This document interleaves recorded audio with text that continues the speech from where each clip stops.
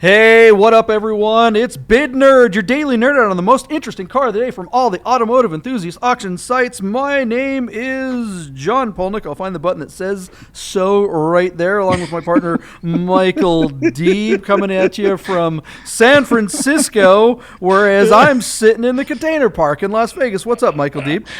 That long pause before you gave us your name, it almost looked like you were waiting for you to write it so that you could read it to yourself. You know what I mean? Like, my name is, what's my name? I need John reminders. Polnik. I need reminders. I don't know much of anything, least of which is how to say my name. JP, at our age, they say the mind is the second thing to go. Can't remember what the first thing is. Very nice. Look, I will tell you that I've never been good at names or spelling or even my own name. My middle name, which I will not tell you guys on the show. Not that I'm like ashamed of it or anything like that, but look, when I went, right? Yeah, sure. First gen Ukrainian right here. When I went to get my driver's license when I was 16 years old, that was the first time I'd ever had to write out my middle name. I'll tell you guys, it's Nicholas, right?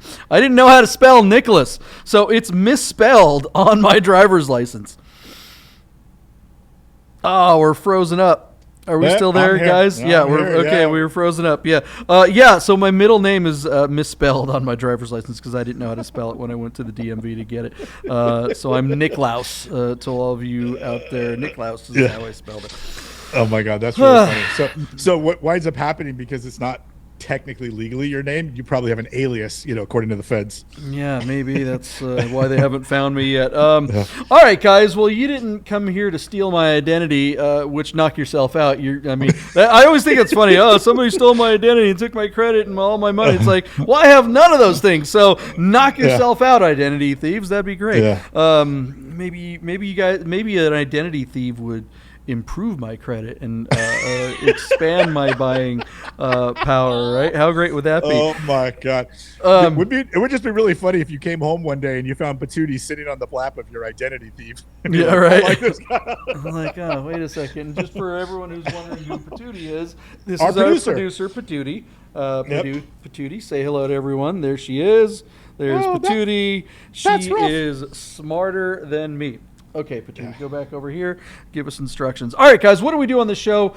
We don't talk about how poorly I spell. We typically talk about cars, specifically the most interesting car of the day from all the automotive enthusiast auction sites. Today's car is, I got to tell you, today's car is one of the more interesting cars, not just of the day, but maybe ever. Let's get right into it. We're going to talk about this car, and we're going to make a prediction as to what we think it'll sell for, or maybe not, on its respective auction. What do we got here today, Michael Deeb? All right. It is a premium listing on Bring a Trailer. This 1980 BMW M1 located in San Anselmo. JP is right across the Golden Gate Bridge in Marin County. San Anselmo is the Native American term for wealthy liberal. So this car is showing 48,000 kilometers, which equates to about 30,000 miles. The reason why that odometer is in kilometers is because this car was originally sold in the Japanese market. In the 90s, I believe the car was sold to somebody in the UK, and then later the car spent time in France before our consignor brought the car over to Marin County, where he has enjoyed it for several years. The BMW M1, if you're not familiar, BMW went sports car racing in the late 60s and early 70s, and BMW created its motorsports division and used the motorsports division as skunk work for all their top engineers to produce cars that were competitive on the racetracks around the world, that would help build the brand's profile and thus sell cars in the showroom. Their great exercise in the late 70s was to create this mid-engine supercar called the BMW M1. So JP, here comes the list of equipment that is on this car. They basically threw everything out of it. First of all, limited quantities. In 2.5 years, worldwide, they only constructed 400 M1s.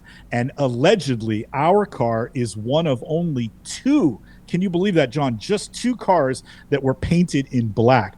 Each BMW M1 used a 3.5-liter M88 inline 6 with, let me see if I can say this right, Kugelfischer Bosch fuel injection system. Each car had 6 individual throttle bodies. All that power was shifted through a ZF, a German ZF 5-speed manual transmission. They all had limited slip differentials, independent suspension. They used Becker radios. They had adjustable height control to the suspension. The cars used Italian Campagnolo wheels. Back in the day, they used to call them Campies, and they were different widths. So the fronts were 7-inch wide, the rears were 8-inch wide. The car used a 4-valve head, and it had dry sump lubrication. Now, the output is not going to sound too staggering. It made about 270 power and only 243 pound-foot of torques. But these cars were pretty light. I think they weigh about 2,700 pounds. And again, they're mid-engine. So the performance is there, and the throttle response with that hand-built Kugelfischer Bosch fuel injection system and the 6 individual throttle bodies. I imagine the throttle response on these cars is going to feel very much like a race car, even if it wasn't a ton of brake horsepower. In preparation for the sale, the consignor to some sort of car has a new water pump. It has new belt and hoses and new fluids changed. That was all done in late 2020. So most of the service on the car is pretty fresh. Anyways, it's very rare that you see one of these cars in person. Again, they only made 400 for the world.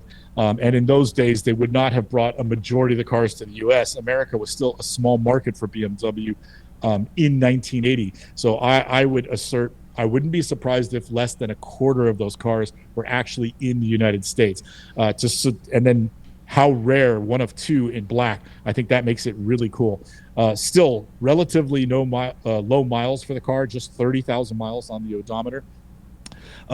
This motor put BMW on the map. I mean, this is the basic blueprint for the M motor that went into the M6 and the M5 and helped really establish BMW as a legit world-class auto manufacturer. Super exotic. They were not really heralded or appreciated back in period, but today they bring really big collector money. So JP, what is your experience? What's your affinity for the M1? Back when they were new, I didn't think much of them myself, but today I really appreciate what they are. The car, I think, has aged really well, and I would love someday to get the opportunity to drive one. I think it would be, kind of a bucket list thing to, go put a couple miles on an M1 and rev it out a few times and see what that feels like. What say you? Yeah, I've never driven one. Those specs kind of sound a lot like a 90s NSX, just under 300 horsepower, mid-engine car, pretty light. It'd be interesting to see how close to that they were 20 years ahead of time. I'm excited about this watch. Look at that thing. What is going on there? Is that a limited M1 watch? Did that watch come with the car? Look at that shape. Or is that just a period correct watch that the guy is selling with it? If that was a watch that only came with the car, that would be something pretty amazing. I know that like the current GT3s, Porsche's 911 GT3s, you can order a watch from Porsche Design's department that is like specifically matching your specific car. It has like your VIN number on the back of it or something, and the colors, the dial matches the color of the car or something. So it'd be cool if BMW had done this years and years ago. I'd never. It's a shame. It's a shame that the guy didn't take a picture of the backside of the watch, because it does fit Swiss made. It's a BMW Motorsport brand watch, but not in who the Swiss watchmaker was that made this particular piece. I mean, it's very cool, and it's very period correct. Yeah, and it's that whole thing where it's combining a digital watch with an analog dial. Is it an automatic with a digital watch? That would be even extra, but I doubt it's probably like the bright lights. But yeah, sorry guys, I'm more stoked about the watch. Can you guess? I'm kind of a watch guy. No, this car is really, really cool. Like I said, I've never driven one. Always loved them, but it was never there just aren't many of these around. There was one floating around in the Northwest a few years ago that it was a white one, and it had the red, white, and blue, BMW livery, and it just looked spectacular. And I got to think that livery would look amazing on this black car if someone bought this car and had a period correct BMW racing livery put on it, just for fun. Man. How so epic and how much of a showstopper would that be? And the great thing about livery, it doesn't hurt the car. It's not going to mess up the paint or anything like that. So go for it. Make it look even better. But that looks stunning in black by itself. Let's nerd out a little further, JP. So BMW make the car. They collaborated with a few Italian automakers. So Lara was a race car manufacturer. And even raced in Formula One, especially in 1980. So Giancarlo Lara designed the space frame for this car, and then our old friend Giorgetto Giugiaro, who made your your Corrado and a few other really cool cars like the Di Tommaso Pantera, he designed the body for this, and the body that's on this car is made of fiberglass.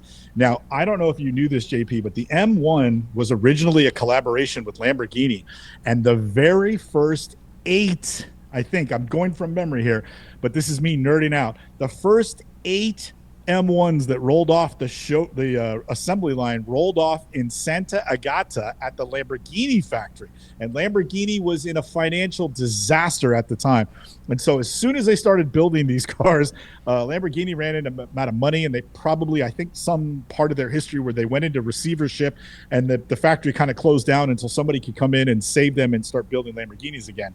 At that moment, BMW ran down there and took all the tooling and brought it in-house wherever they did it, probably in the motorsport division, and then hand built the rest of these cars. So of the 450, they were almost all built by BMW, but those first 8, if you can quantify it, are probably mega collector items because they were actually built by Lamborghini at Lamborghini, because this car was originally intended to be a collaboration. So this car has a very interesting history. This is not one of those first ones. If it was, he certainly would have mentioned, but a neat car and a note in automotive history. Well, okay, I guess that means I want one, right? How much is it going to cost me if I want one of these things? Holy cow, I don't think this is going to be your typical 70s BMW price. What are we looking at here? What do you think it's going to sell for? What's interesting, John, these cars always brought a premium, but not an exotic premium. I should rephrase that. These cars were always around $400,000. If you got one cheap, you could get it for in the 300s. And if you really paid all the money, they were $450,000. Our car is sitting at $450,000 with 2 days to go on like 14 bids, I think it is. Or no, just 9 bids. But in the last couple of years, values on these cars have taken off. There's a couple available overseas right now listed for $700,000. I don't know that they're going to get that, but they're much lower miles than our car here. So with 2 days to go and on the right platform, it's worth mentioning that this car has run for like 12 days or 14 days, whatever BAT's long run is. This car has been up for a while. I think the car is going to do well. I think it's going to sell. I think it's going to take $630,000 to bring it home 2 days from now. So I'll send it to you. And again, it's really hard to find comps for these because they're that rare. That number is a little bit out of thin air, but I don't know. Let's call it a semi-educated guess. What do you think? I have to do the same thing. All indications right now are that things are softening a bit. This is a car that at $600-something thousand is still worth more than it was, maybe a year and a half ago. But not what it would have brought maybe, just 6 or 9 months ago. So still worth some dough here. I'm going to bet at 600. I'm going to say it just barely gets there. It's going to be in the high 5s. That's a lot of scratch for a classic car. I got to think, though, that the buyer for something like this, when you're talking about 500,000 plus cars, you're definitely talking about a different stratosphere. You're talking about someone that really recessions and that kind of stuff don't affect them very much. Inflation, whatever, all the negative factors that you can think of, I think really affect the $50, $100, $150, $200,000 cars a lot more than they do the $500,000 and $1 million cars. Are singers going to all of a sudden be cheap if the market takes a crap? And the answer is hell no. Yeah, exactly. So this is something that's so darn rare that maybe I'm talking myself into doing a bid that's over yours, but I'm going to stay somewhat conservative and say 600 is my number. I think it's a good guess. I also think it's an even better point. The guy who can afford this car, I'm not saying recession-proof, but it's not going to. The recession we're in is not going to hurt him the way it's going to make you and I our life more difficult. This guy probably. I mean, don't get me wrong. He still gripes at the price of gas, but it's not going to break him. You know what I mean? Whereas you and I, if we have to fill our car with gas, we might have to have something different for lunch. You know what I mean? Yeah, right. I have to. I spend half my my net worth on filling up my tank every week. Look, this car is not someone's only car. Like someone that buys this is not like, oh, okay, this is my one exotic car. Or this is my big splurge. Somebody has a garage full of stuff like this, and it's just one more toy in the bucket. And they're going, all right, well, how often do one of these come for sale at all?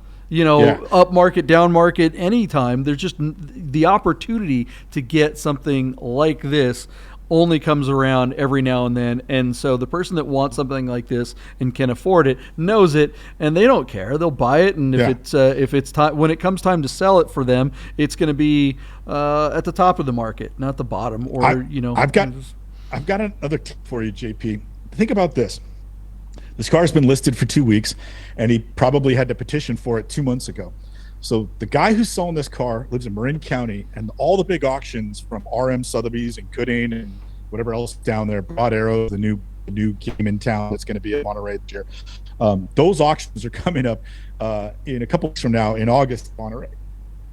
This guy could have sold that car with the big auction fence and gotten a full retail number for the car. The car is so rare, and the condition looks to be excellent. But he chose to sell it on Bring a Trailer, which means, one, he trusts Bring a Trailer, and he saved himself probably 12%. Like RM Sotheby's charges 12% to the consignor and like 30% to the damn buyer. I mean, the numbers are astronomical that those guys are getting.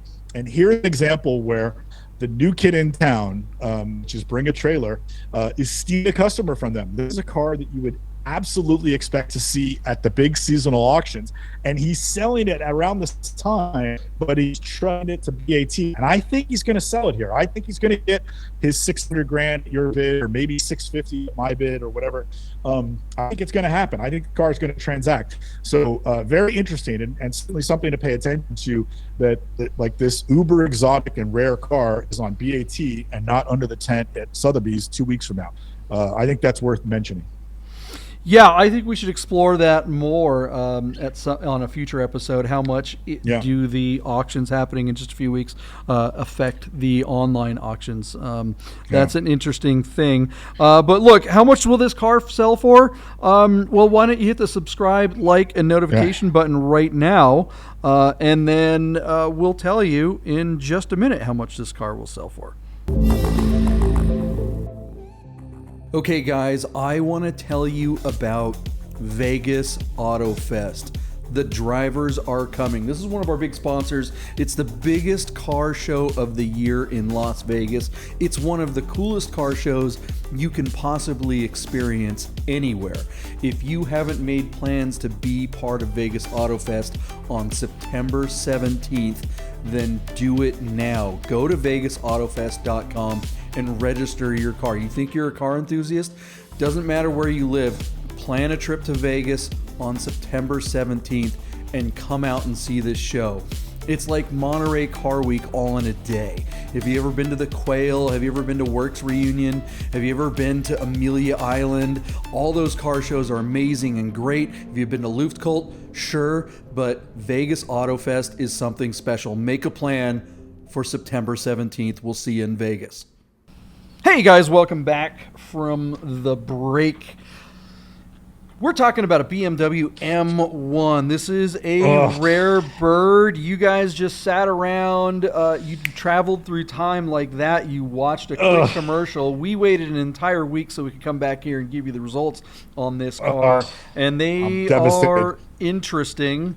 Let's find out what's up with this BMW M1. What happened? I can't believe you beat me on this car. I'm so upset about this one.